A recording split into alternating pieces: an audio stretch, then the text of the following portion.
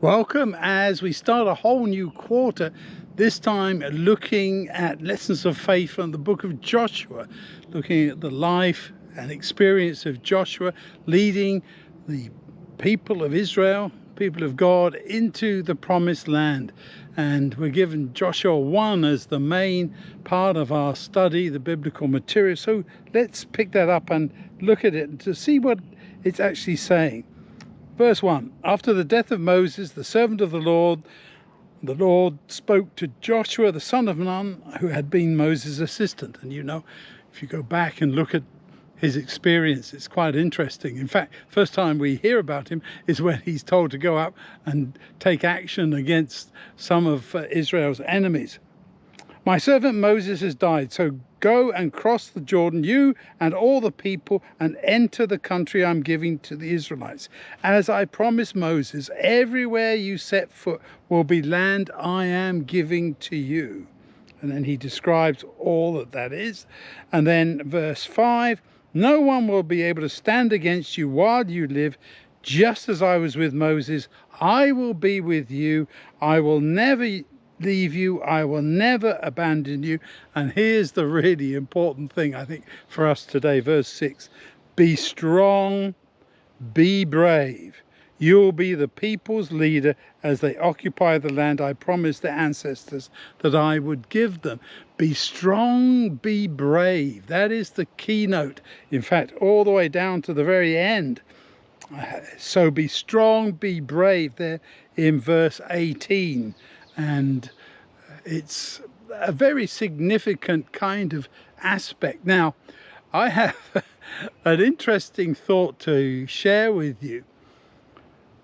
In terms of what was supposed to happen, if you go back and look in Exodus and in Deuteronomy and in Joshua, the book itself, God is frequently saying, I'm going to do this work. I'm going to go ahead of you. I'm going to send the hornets ahead to drive out these other nations. I'm going to send my terror ahead of you so that you don't have to do that.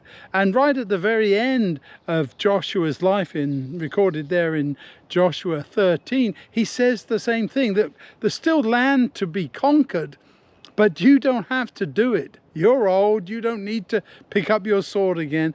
Just listen to me, and I am going to go and take care of that. That's the really important thing. So I think that just thinking about that, we have to say, well, maybe they weren't supposed to get ready for battle and put on their swords and pick up their shields and so on to go off into battle, especially when you think of Jericho. Because what happened at Jericho?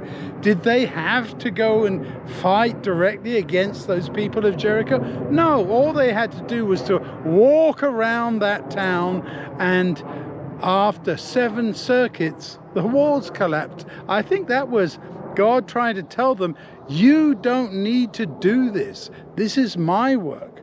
Because, as happens there in Judges, the very next book, when it deals with Gideon, God says, send all these people away.